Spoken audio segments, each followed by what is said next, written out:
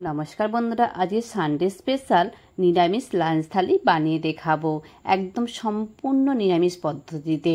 সেই জন্য আমি এখানে নিয়ে নিলাম আলু, ঢ্যাঁড়স, বেগুন, কুঁদরু, ডাল, আমের ডাল করব, সেই জন্য আমি আম নিলাম। আর এখানে বেসন আর বড়ি নিয়ে নিলাম। আলুটাকে বেশ ছাড়িয়ে নিলাম ছালটা, এবং গোল গোল আকার করে আলুটা কেটে নিলাম। এটা গোল গোল ভাজবো, সেজন্য আমি গোল আকারে কেটে নিলাম। ঢ্যাঁড়স নিয়ে নিলাম। ঢ্যাঁড়সগুলো প্রথমে দেখে নেব পোকা আছে নাকি, অনেক ঢ্যাঁড়সে পোকা থাকে, সেজন্য দেখে নিলাম। এবং ঢ্যাঁড়সের মাথার অংশটা শক্ত হয়, সেজন্য মাথার অংশটা কেটে ফেলে দেব। মাথার অংশটা কেটে দেওয়ার পর ভাজা করার জন্য ঢ্যাঁড়সগুলো সরু সরু করে গোল গোল আকার করে কেটে নেব। বেশি বড় বড় আকার কাটবো না, ছোটো ছোটো করে গোল গোল আকার করে কেটে নেব ঢ্যাঁড়সটা। আর পেছনের যে অংশটা সেটা নেব না, সেটা আমি ফেলে দিলাম। এইভাবে ঢ্যাঁড়সটা ছোটো ছোটো করে পিস করে পুরো ঢ্যাঁড়সটা আমি কেটে নিলাম। সঙ্গে বেগুন আছে, বেগুনটাকে লম্বাভাবে কেটে মাঝ বরাবর ফালি দিয়ে দিলাম। ভিডিওটা বেশি বাড়াবো না, তাই আমি ছোট্ট করে দেখিয়ে দিলাম এবং বলে দিচ্ছি সবটাই। এবং হলুদটাই নুন আর হলুদ মাখিয়ে নিলাম, সঙ্গে ঢ্যাঁড়সটাও নুন হলুদ মাখিয়ে নিলাম। তেলটা একটা কড়াই গরম করতে দিলাম, তেলটা গরম হয়ে গেছে, বেগুনগুলো দিয়ে দিলাম, দিয়ে এক পিঠ ভেজে নিলাম। এক পিঠ দিয়ে বেশ চাপা দিয়ে ভেজে নিলাম, এবং অন্য পিঠটা ভাজার জন্য উল্টে দিলাম। উল্টে দিয়ে কিছুক্ষণের জন্য আবার চাপা দিলাম, দিয়ে বেগুনগুলো ভাজা হয়ে গেছে, বেগুনগুলো নামিয়ে নিলাম।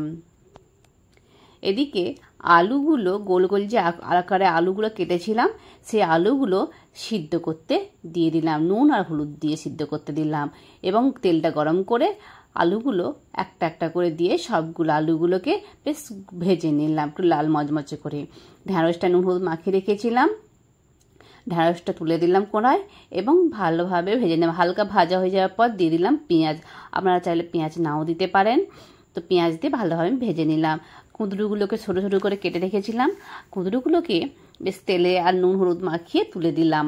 বেশি কিছু দেবো না, এখানে নুন হলুদ দিয়ে আর তেল দিয়ে ভাজি বানাবো। তো এইভাবে আমি নাড়াচাড়া করে কুঁদরুগুলো আমি ভালোভাবে ভেজে নিলাম। সঙ্গে বড়ি নিলাম, বড়িটা প্রথমে হালকা করে লাল করে নেড়ে নেব, এরপর তেল দেব। প্রথমে তেল দিলে বড়ি তেল টানে খুব, সেই জন্য আমি বেশি তেল দিলাম না, অল্প তেলে ভালোভাবে ভেজে নিলাম। আর বেসন বড়া ভেজে রেখেছিলাম, ভাজলাম অল্প, সেটা দেখানো হলো না, তো বলে দিলাম পেঁয়াজ দিয়ে বেসন বড়া ভেজেছিলাম। এখানে আমি পরিবেশন করার জন্য ভাত নিয়ে নিলাম, সঙ্গে নিলাম বড়ি দিলাম, আলু দিলাম, বেগুন দিলাম, কুঁদরু ভাজা দিলাম, আর দিলাম ঢ্যাঁড়স ভাজি।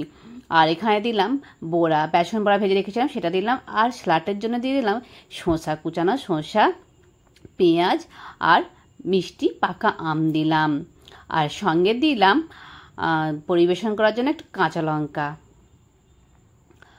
আর এখানে আমের ডাল করেছিলাম, সেই আমের ডালটা এখানে বেশ ঘেটে নিলাম, ঘেটে নিয়ে আমের ডালটা দিয়ে আমি পরিবেশন করলাম। বন্ধুরা, আপনারা অবশ্যই বানাবেন বাড়িতে, এবং ভিডিওতে কমেন্ট করে বলবেন যে আজকে লাঞ্চ থালিটা কেমন হয়েছে এবং নিরামিষ লাঞ্চ থালি কেমন লেগেছে।